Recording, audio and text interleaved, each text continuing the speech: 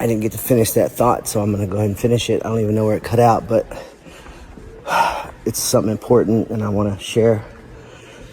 You know, there's a lot of rules in life about, you know, you're 18, you're an adult. Any guy I know who's over 18 knows you're not an adult at 18.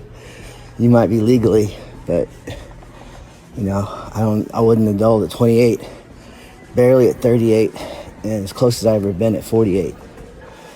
And where some of these rules came from, I don't know. I think part of it is, you know, one of the memes that we see a lot lately is, you know, your parents can't raise you with the same principles, all the same principles. A lot of principles, yes, they can, but not all of them for sure, because life has changed. You know, my grandfather grew up in the Great Depression and left his home as a teenager so that there was one less mouth to feed and to help his family by looking for work.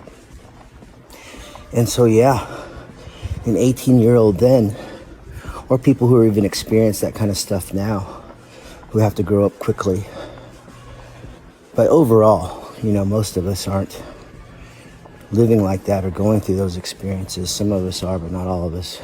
So in general, time is perspective. Time is relative.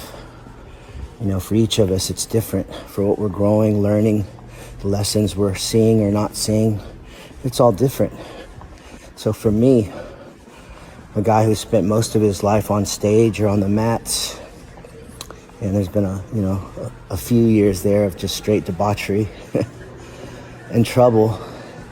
But a guy like that, you know, I matured in some ways a lot, and then in other ways not so much. So those time frames and those labels are different for all of us. You know, one of the things you can do that's best for yourself as you live this life is to stop thinking everyone thinks like you and everyone has the same experience as you and everyone needs to live like you, and we're all so different and we're all having such different experiences.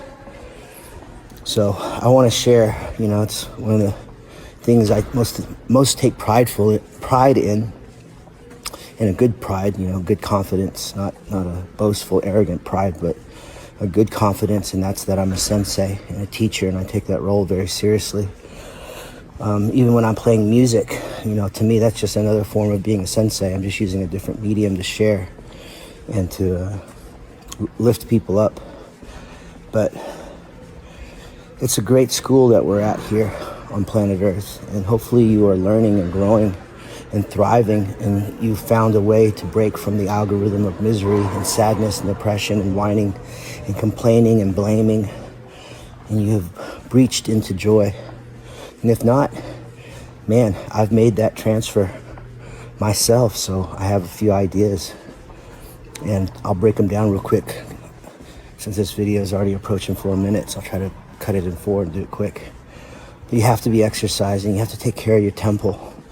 If the body is not well, your mind will not be well, your spirit will not be well. You have to take care of yourself. Doesn't mean you have to do what I do or lift heavy weights or cage fight.